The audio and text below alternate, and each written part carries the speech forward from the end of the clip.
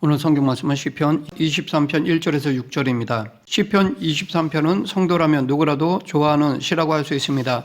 사무엘로부터 이스라엘의 왕으로 기름 부음을 받고 골리앗과의 싸움에서 승리하여 사울 왕에게 발탁되기 전 양을 치던 목자였던 다윗이 나중에 자신의 그러한 체험을 바탕으로 하여 자기 인생의 주인이시자 인도자 되시는 하나님과 그분에 대한 자신의 절대적 신뢰와 보호관계, 그리고 이런 관계 안에서 자신이 얻은 은혜를 목자와 양의 관계로 비유한 노래입니다.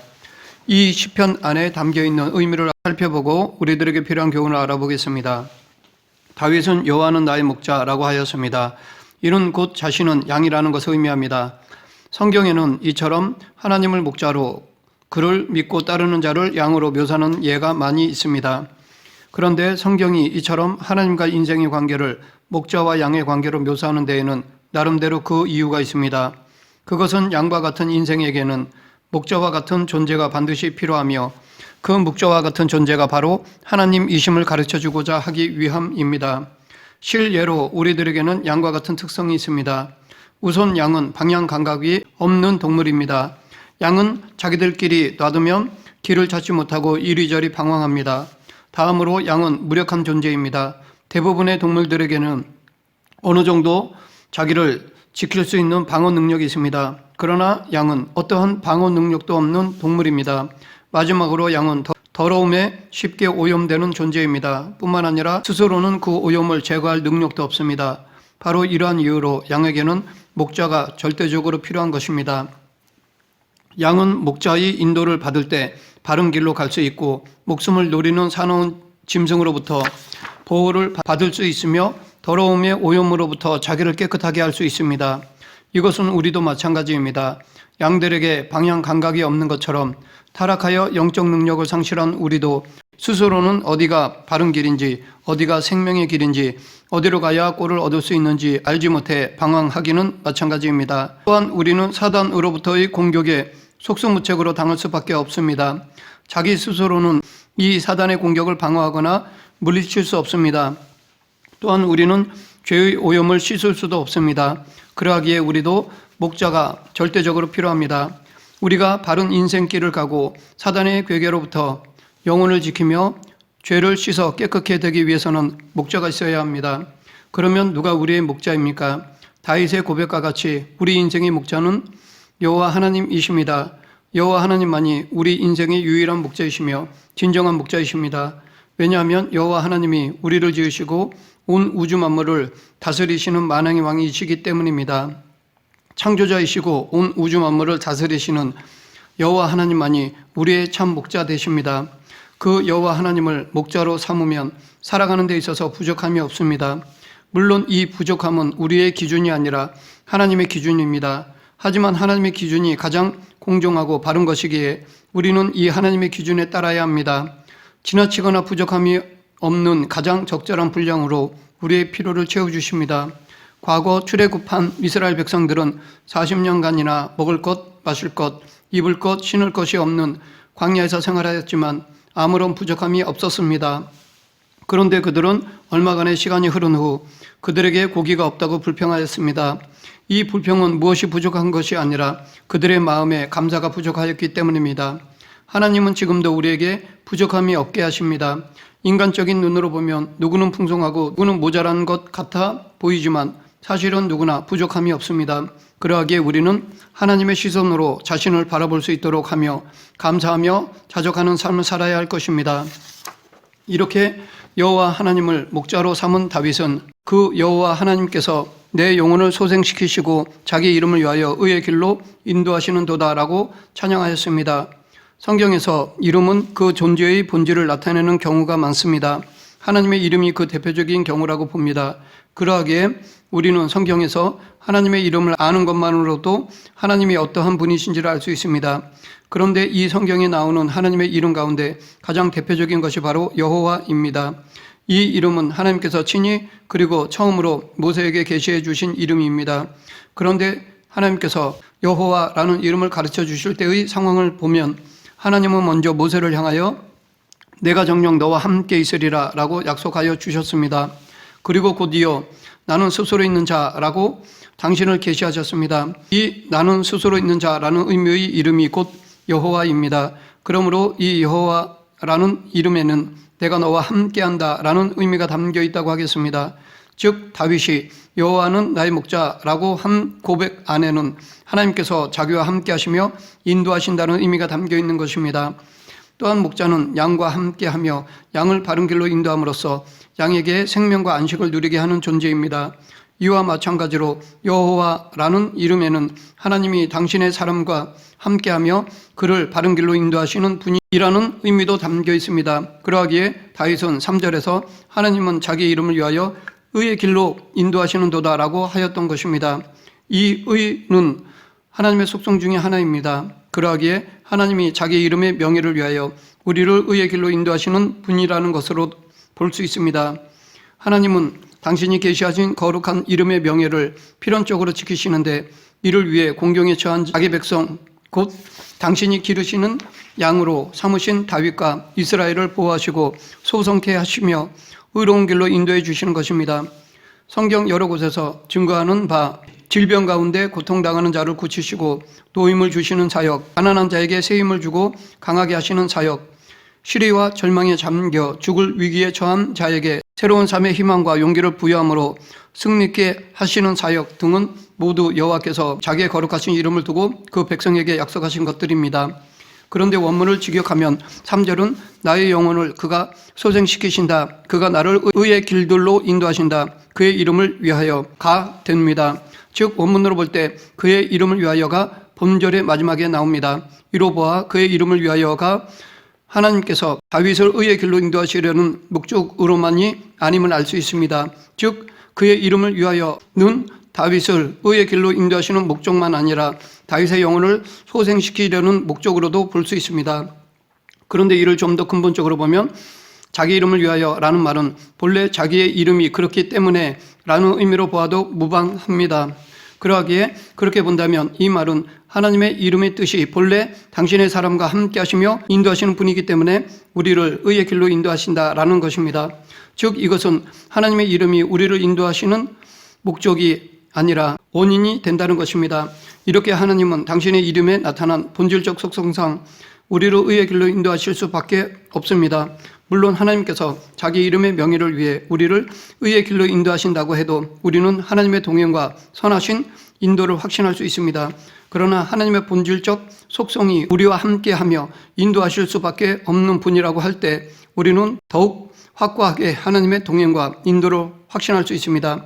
그러므로 다윗은 시편 31편 3절에서 주는 나의 반석과 산성이시니 그러므로 주의 이름을 생각하셔서 나를 인도하시고 지도하소서라고 간구하기도 하였습니다. 그러므로 우리는 당신을 여호와로 계시하여 주신 하나님께서 우리와 동행하시며 의의 길로 인도하시고 계심을 의심치 말아야 할 것입니다. 한편 다윗은 하나님의 이름을 위하는 것을 하나님께서 자신을 의의 길로 인도하는 것과 연결시키고 있습니다. 여기서 의 최대 큰은 기본적으로 도덕적, 법적인 측면에서 올바름, 의로움, 공정함 등을 의미합니다. 즉 법정에서 의로운 자로 인정받는 이유임과 동시에 개인윤리, 사회윤리와 관련해 불의를 멀리하고 선을 행하고 정의를 구현하는 등 실천적인 의미도 지닌 용어이기도 합니다.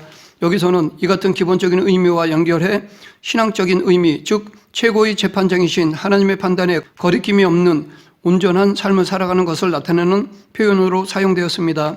이 부분을 원문으로 보면 이러한 의의 길이 넓은 대로가 아니고 좁은 길임을 알 수 있습니다. 왜냐하면 본절에서 길을 나타내는 베으마 깰레의 원형 마우깔이 주로 좁은 길을 나타낼 때 사용되는 표현이기 때문입니다. 예수님께서도 생명으로 인도하는 문은 그 길이 좁고 협착하다라고 말씀하셨습니다. 하지만 그 길은 여호와께서 인도하시는 길이므로 결국 생명으로 통합니다.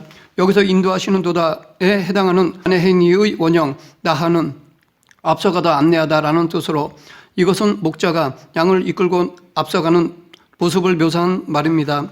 그러하기에 다윗이 혼자 의를 행하는 것이 아니라 하나님이 인도하시고 먼저 의로운 길로 앞서가시기 때문에 의의 길을 갈 수 있다는 것입니다. 또한 다윗은 하나님께서 자신을 의의 길로 인도하신다라고 하였는데 이 말 안에는 또 다른 영적 의미가 담겨 있습니다. 양 무리는 한 곳에 머물러 있으면 안 됩니다. 한 곳에 오래 머물게 되면 초장은 황폐하여지고 그로 인하여 양들이 병에 걸릴 수 있기 때문입니다. 그러하기에 목자는 양 무리를 이끌고 자주 옮겨 다녀야 합니다. 그와 같이 선한 목자이신 하나님도 당신의 양 무리인 우리들을 한 곳에 안주하도록 하시지 않습니다. 즉 믿음이 정치하도록 두시지 않습니다. 하나님은 우리들에게 보다 신선한 영적 양식을 얻고 또 건강한 신앙을 유지하도록 하기 위하여 우리를 늘 새로운 신앙의 자리로 인도하십니다.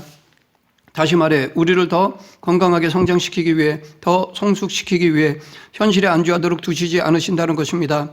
이렇게 하나님이 이끄시는 새로운 길을 다윗은 의의 길이라고 하였습니다. 왜냐하면 하나님이 우리를 이끄시는 길은 곧 우리의 유익을 위한 길이기 때문입니다. 그런데 우리가 여기서 알아야 할 중요한 사실이 있습니다. 그것은 이 의의 길이 반드시 넓고 평탄한 길이 아니라는 것입니다. 여기서 말하는 의의 길은 인간적인 기준에서 안전한 길이 아닙니다. 이 길은 목자이신 하나님이 보시기에 안전한 길입니다. 이스라엘의 땅은 대부분 산악지대입니다. 그러하여 낮은 계곡으로 이동할 경우 갑자기 많은 비가 쏟아지면 양 무리들이 순식간에 형성된 경류에 휩쓸릴 수도 있습니다. 그렇기 때문에 목자는 이런 길을 미리 피해야 합니다. 또한 맹수나 도둑이 나타나기 쉬운 지역도 피해야 합니다. 그러다 보니 목자는 때론 길을 우회하고 먼 길로 돌아가기도 하고 때로는 험한 지역으로도 가기도 하였습니다. 이때 목자가 인도하는 길은 양 무리들에게는 힘든 고생이 될 수도 있습니다. 그러나 비록 고생이 되기는 하지만 그 길이 진정 안전한 길입니다. 생명을 보존하는 길입니다. 이와 같이 하나님이 우리를 인도하는 의의 길은 평탄하지만은 않습니다. 하나님이 인도하시는 길은 우리들에게 때로 많은 시련을 주기도 합니다. 그래서 왜 하나님은 우리를 이렇게 힘든 길로 인도하시는지 모르겠다는 의구심이 들 때도 있습니다. 신앙생활을 하는 것이 정말 힘들게 느껴질 때도 많습니다. 그러나 하나님이 우리를 고생시키려고 일부러 그러한 길로 인도하시는 것이 아닙니다. 그 길이 우리를 위한 최선의 길이기에 그 길로 인도하시는 것입니다. 그 길이 아니면 우리가 생명에 이룰 수 없기 때문입니다. 예수님께서도 마태복음 7장 13, 14절에서 좁은 문으로 들어가라. 멸망으로 인도하는 문은 크고 그 길이 넓어 그리로 들어가는 자가 많고 생명으로 인도하는 문은 좁고 길이 협착하여 찾는 이가 적음이니라 라고 말씀하셨습니다. 우리는 고생은 되더라도 안전한 길을 택해야 합니다. 하나님이 어떠한 길로 인도하시든지 그 길이 의의 길인 줄 알고 하나님의 인도에 순종해야 하겠습니다. 우리는 신앙생활을 하면서 늘 평탄한 길만 기대할 것이 아니라 언제든 시련의 길도 만날 수 있음을 알고 마음의 각오를 단단히 하며 오직 선한 목자 되시는 하나님의 음성을 따라야 할 것입니다.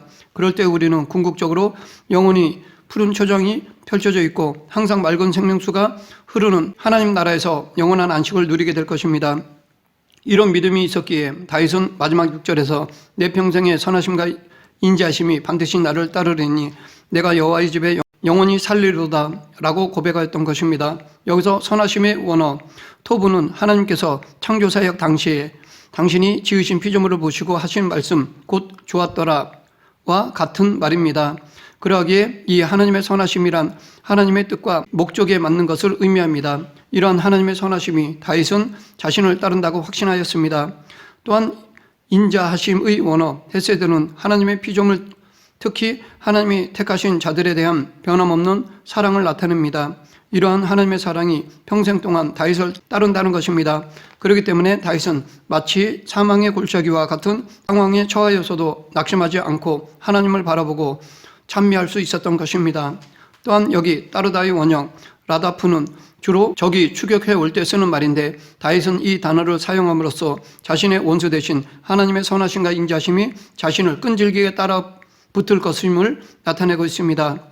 시편 136편에서 시인은 여호와께 감사하라 그 인자심이 영원함이로다 라는 말을 26번씩이나 반복하고 있습니다. 그만큼 시인은 여호와 하나님의 사랑에 대한 확신이 있다는 것을 알 수 있는데 다윗도 이러한 확신을 가지고 있었습니다. 이러한 믿음을 근거로 다윗은 자신이 여호와의 집에 영원히 거할 것이라고 고백하였던 것입니다. 말씀을 믿겠습니다. 다윗처럼 여호와 하나님을 자신의 목자로 삼는 성도는 복이 있는 사람입니다. 여호와를 목자로 삼는 자에게는 푸른 초정과 쉴만한 물가가 보장되며 비록 사망의 음침한 골짜기를 지날지라도 안전할 수 있습니다. 또한 최후 승리를 거두고 영원히 여호와의 집에 거하게 됩니다. 우리 모두 이 복이 내게 주어졌음을 믿고 어떤 환경 속에서도 믿음이 흔들리지 않는 그리스도인이 되길 간절히 축원합니다. 기도하겠습니다. 우리의 목자 되신 하나님 아버지, 하나님의 사랑, 하나님의 의를 의심치 않고 전적으로 의존하고 의뢰하며 살아가는 저희들이 되게 하여 주시옵소서. 예수님 이름으로 기도드립니다. 아멘.